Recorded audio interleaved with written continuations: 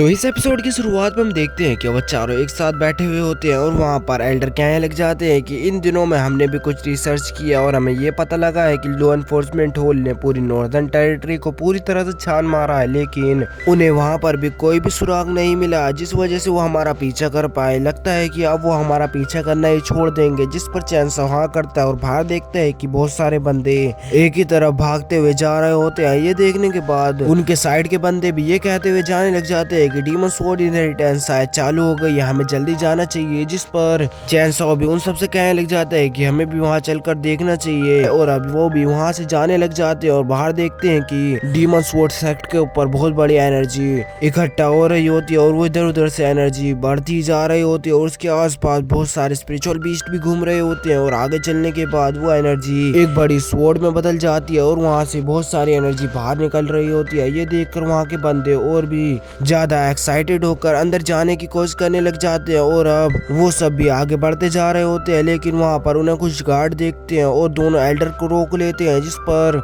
उन चारों को कुछ समझ नहीं आ रहा होता है कि इन्होंने हमें क्यों रोका है। जिस पर वो गार्ड कहने लग जाती हैं कि ये डीमन स्वॉर्ड इनहेरिटेंस के रूल्स हैं, यहाँ पर एल्डर लोग बूढ़े लोग नहीं जा सकते हैं, इसलिए माफ करना, आपको वापस जाना होगा। जिसे देखने के बाद वो चैनसो को ग्रीट करते हुए कहने लग जाते हैं कि आप आगे जाइए, हम पीछे ही रह लेंगे, कोई बात नहीं। जिस पर वो दोनों आगे बढ़ने लग जाते हैं और आगे बढ़ते हुए तीन बंदे उन्हें देखते हैं और वो कहने लग जाते हैं कि इतनी खूबसूरत लड़की यहाँ पर क्या कर रही है। तो वो कहने लग जाते हैं कि शायद ये तियानमेन की एक सेंट हो सकती है, जिसको देखकर वो कहने लग जाते हैं कि तियानमेन की सेंट कभी किसी आदमी के साथ नहीं रहती है और अब डीमन स्वॉर्ड इनहेरिटेंस चालू होने ही वाली होती है। वहाँ पर वो चारों डिसाइपल जो कि वहाँ के सबसे ताकतवर और बड़े डिसाइपल होते हैं आगे आ जाते हैं और वहाँ पर आने के बाद सभी बंदे उनके बारे में बातें करना चालू कर देते हैं और वो कहने लग जाते हैं कि ये चारों डिसाइपल बहुत ज़्यादा ताकतवर हैं, ये बहुत ज़्यादा टैलेंटेड भी हैं। और एक बंदा कहने लग जाता है कि अफवाह तो ये है कि यहाँ पर जो भी डीमन स्वॉर्ड इनहेरिटेंस में इनमें से सबसे पहले ब्रेक थ्रू करेगा उन्हें यहाँ की फर्स्ट डिसाइपल की उपाधि दे दी जाएगी, जो कि इन सब डिसाइपल में सबसे बड़ा हो जाएगा और उसके बाद वो डीमन स्वॉर्ड सेक्ट का लीडर बन सकता है। जिसको देखकर चैनसो भी उन्हें देखने लग जाता है और अब वहाँ पर वो दोनों भाई भी आ जाते हैं जो कि चैनसो से बातें करने लग जाते हैं और वो कहने लग जाते हैं कि तुम्हें पता है क्या, अब ये ब्रेक थ्रू करेंगे तो ये लेट 7th लेवल पर पहुंच जाएंगे। जिसे देखने के बाद चैनसो उन्हें देखने लग जाता है और बड़ा भाई कहने लग जाता है कि अच्छा, इसके बाद अगर मैं इनसे लड़ने पर आया तो मुझे अपनी जान गंवानी पड़ सकती है। और अब वो बंदे अपनी अपनी जगह पर आ जाते हैं और बाकी के बंदे उनके बारे में अपना ओपिनियन देने लग जाते हैं कि ये दोनों डिसाइपल बन जाएं तो ज्यादा सही रहेगा, क्योंकि ये बंदा बहुत ज्यादा घमंडी है और ये लड़की, और वो बंदा कहने लग जाते हैं कि लड़की, डीमन स्वॉर्ड सेक्ट के इतिहास में आज तक कोई भी लड़की नहीं हुई है जो कि यहाँ की लीडर बनी हो। जिस पर एक लड़की वहाँ पर आती है जो कि बहुत ज्यादा ताकतवर लग रही होती है और वो कहने लग जाती है कि कौन कह रहा है कि यहाँ पर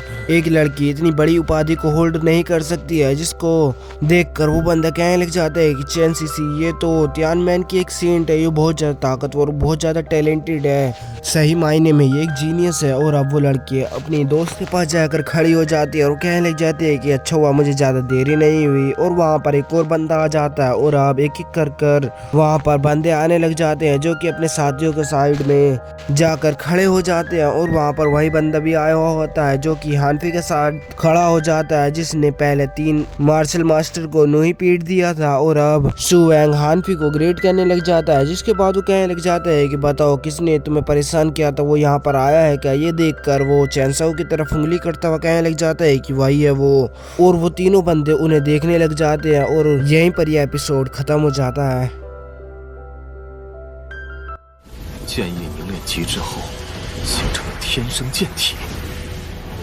小子，是你在污蔑我妖剑宗？哼，想用剑意压我？